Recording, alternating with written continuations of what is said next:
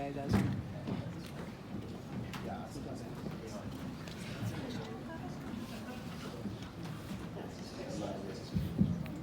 Mic test.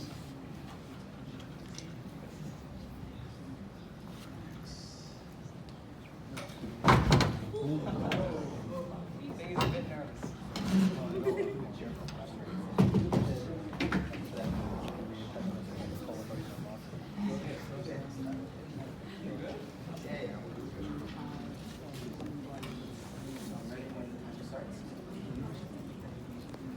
Team Ace.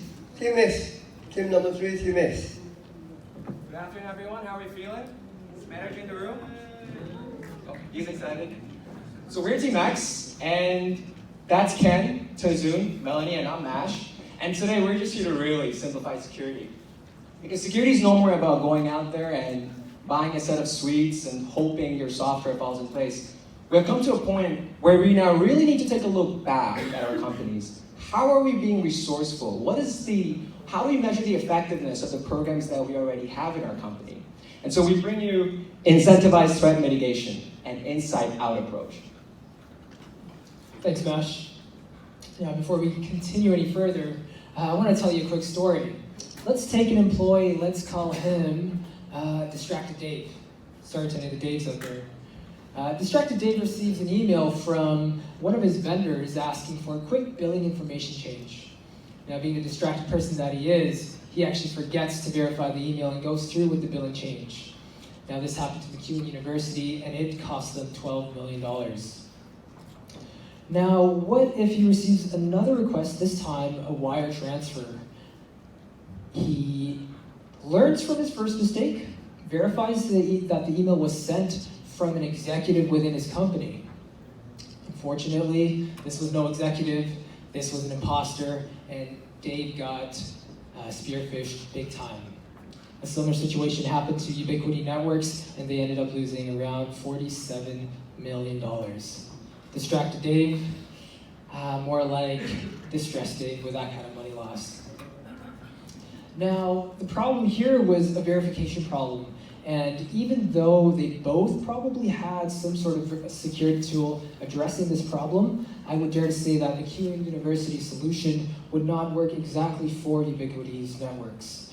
And this is because the variables and the environments in which these problems occurred were entirely different. And to understand this difference, we need context. And that's where the importance of understanding our own environments comes in. Think about it this way, right?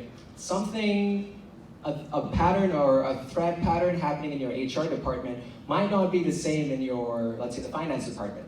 Because your HR department might have a habit of bringing in their own flash drives because it's convenient. Guilty. But your finance department, they may just be susceptible to clicking random links, right? So effectively, we're trying to drill down.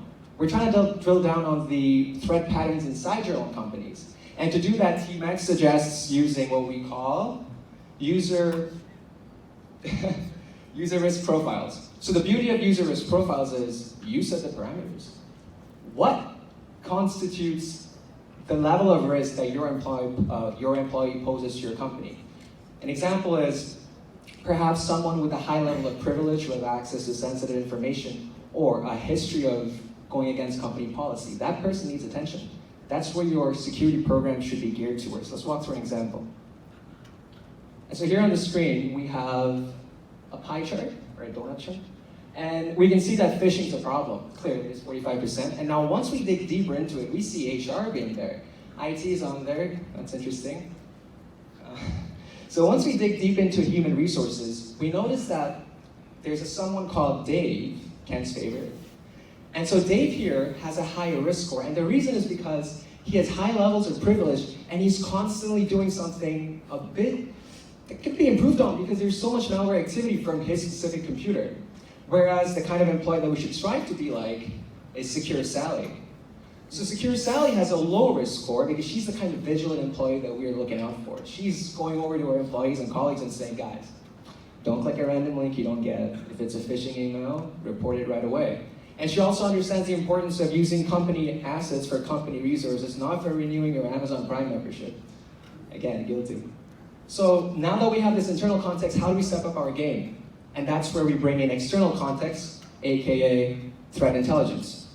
And this is your chance to really ask questions, because now you're stepping outside your company and you're seeing, okay, what kinds of threats are attacking companies like mine? Because let's face it, it's a sad reality, but ransomware has attacked hospitals. That's an unfair game though, because we have our friends in there, our families in there, our kids in there. And so the kinds of threats that attack a supply chain company are different from the ones that attack a hospital or a financial institution like RBC. So this is your chance to look at what applications are being used inside your company, Windows XP, let's say. Is that even being exploited? Just because, let's say, something like WannaCry is exploiting Windows 7 doesn't necessarily mean that should be your priority. And so you're making probability and priority your best friend, because now you're utilizing your limited resources, human resources and financial resources, to get to quantifiable action. And that's where threat-based intelligence comes in. So when you look at context-based training, what you're doing is you're looking at the internal trends in your company, department by department, and you're looking at the external trends that are affecting your organization. So let's take Distracted Dave for an example. We saw that there was a high level of malicious activity from his computer. So you explain the impact of this on real-time dollars on how much the company has to lose should those ever infect company infrastructure. We're looking at scenario-based training. You look at the external threats that are affecting your organization. You put your employees in the hot seat, where you take a phishing email, for example, and you say, imagine this email, you got it. What would be some steps that you would take? You throw corrective measures, and you show them, okay, this is what you did right, this is where you could improve on. You're exposing your employees to real-time threats that are affecting your industry. And by doing this, you're making them more proactive in cybersecurity. You want to welcome feedback. I think communication is a two-way channel, where your employees need to be able to be honest with you and say, look, the training was effective, but this is what you did great, this is where you can improve on. A lot of times, the main concern that employees have is, well, the training was great, but I couldn't resonate with it. By using context-based training, you're resonating with your employees, and you're trying to get them encouraged, and you're trying to encourage them about cybersecurity. Ideally, you want something like this animation, where threats are coming in, your employees are aware of what's going on, and the threats just bouncing right out of your organization. So I want to walk you through an example. Let's say the accounting department loves Game of Thrones. And as a result, they use company computers to go on third-party websites and stream that. As a result, there's a large amount of malware that is being detected from their computers. So what's a possible solution? You tell them, why don't you guys get an HBO subscription? It's much secure. And you make a proactive measure to change your firewall policy to make sure that they're not able to access these websites to begin with. Internal threats are the largest things that are affecting our cyber landscape today. And by making your employees more vigilant, we're sowing the seeds for a better cybersecurity culture. But how do we get them excited about cybersecurity? That's where incentive comes in. So, how do we do this? We create something called an incentive program. The incentive program provides a financial incentive for closing security threats. This will help benefit newer employees as they may not be familiar with this process. It also encourages lower risk scores so that users could be more like Sally. How do you do this? You help make the actions habitual. By making the actions habitual, you help the company gain recognition, you make the employees passionate about the company, and in return, the training sessions become more effective. Continuous improvement. How do we do this? We do this by reinforcing the cybersecurity policy. By relating the policy to the threats that are out there today, you can help prevent insiders from sabotaging the company. A good way to do this is to monitor user activity and reinforce user access control. And finally, we want to bridge governance, compliance, and security. By maintaining a mutual understanding of cyber threats, you can help streamline the process for security awareness training. Thanks, Phil. So clearly, cybersecurity is not just an IT department problem, but a problem for everyone as well. By using risk-specific analytics, we can examine external threats And by understanding how employees work inside the company, we can discover patterns at a department level. From there, we can create training-based programs that are tailored to exactly what they need to know so that they can become more aware and appreciate cybersecurity, because without appreciation, no one's really going to adopt that into their lives. Behind me here is Dave's ideal progress over the year. And no, this is not an overnight success because we believe that security is a process, not a product. Welcome to the low risk zone, Dave. Thank you for listening to our presentation. With this, we open it up to questions.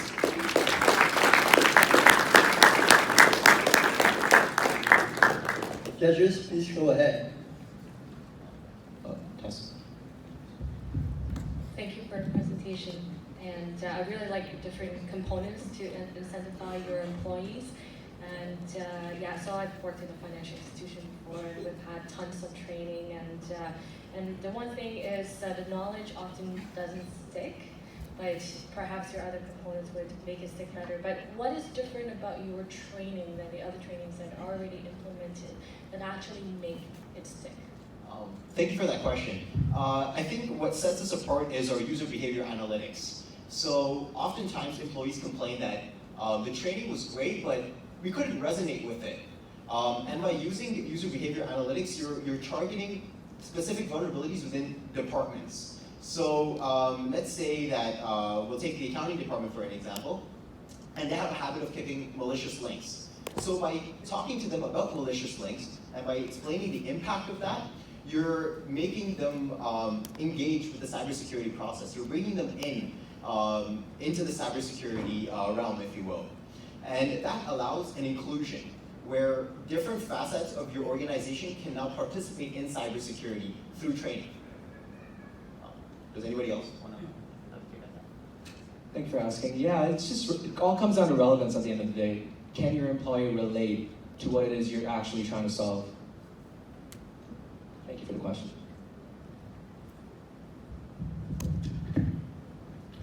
Thanks again, guys. It was great. Just a question on follow-up. So you guys touched on the fact of reinforcing, kind of fusing the product and reinforcing managers and employers, reinforcing with the employees for this whole system to work.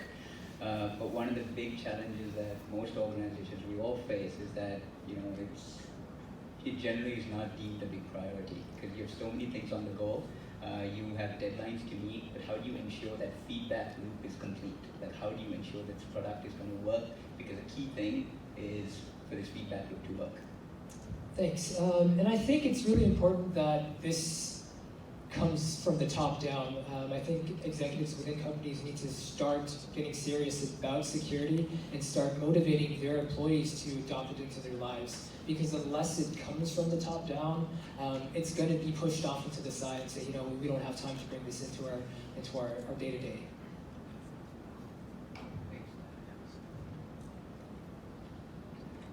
Any more questions?